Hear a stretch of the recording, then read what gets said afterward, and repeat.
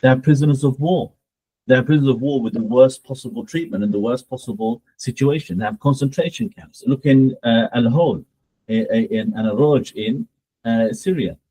What do you do with all of these people, refugees, after a war's over? They put them in a concentration camp. They mistreat them. They starve them. They don't give them food, clothing, and shelter. They don't give them basic rights. They don't give them medical care. They try to change their beliefs. They force their religion upon them, like they did before with the slavery.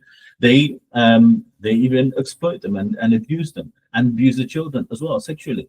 They do all of this, and they say, "Oh, it's not slavery." Yeah. So using word games isn't going to help us.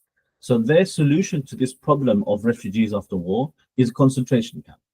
And Islam rejects that. Islam says this is abusive, it's oppressive, and offers a much better solution to these problems, which is called a-tasbiyah in Islam, where people are given the rights, real rights. They're fed, clothed, and sheltered with the same food, clothing, and shelter as the Muslims, the victors. They're treated with dignity and honor. If they are harmed, then they're freed. They're released completely. If they cannot be housed and looked after properly, then they're left to be completely free in the first place. They're never going to be taken like this. They're never going to be harmed. So it's a completely different mentality of looking at war. All of the systems of slavery, kidnapping people for slavery, enslaving entire nations after war, enslaving people for debt, enslaving people as a crime, all of these types of slavery, enslaving your own children, or selling your children for debts, or you're forcing women into sexual slavery as prostitutes. These are things which happen. Many of it still happens today. Some of it doesn't. Some of it still does happen. And they were all considered to be slavery, and they were all abolished by Islam, prohibited 1400 years ago. So when you use the word slavery and say Islam permits slavery, it's as if you are including all of that. So it's not jami' man.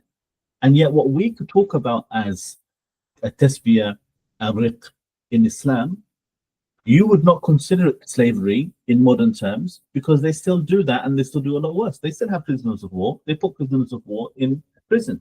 They still take people's children away because they see them as the enemy. They still harm, women and children in war. They still, capture them and put them in prison. They still may force them to work, to do all of these things, and without the rights and safeguards that Islam puts into place, but they don't call it slavery.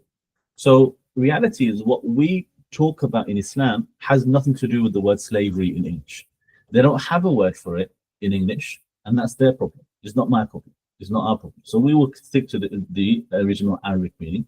It's not at all the case that it's the same as what they had in the West. Or the transatlantic slavery. There's no similarity between these two at all. Any similarity is purely in name only, purely in terminology and language that people use.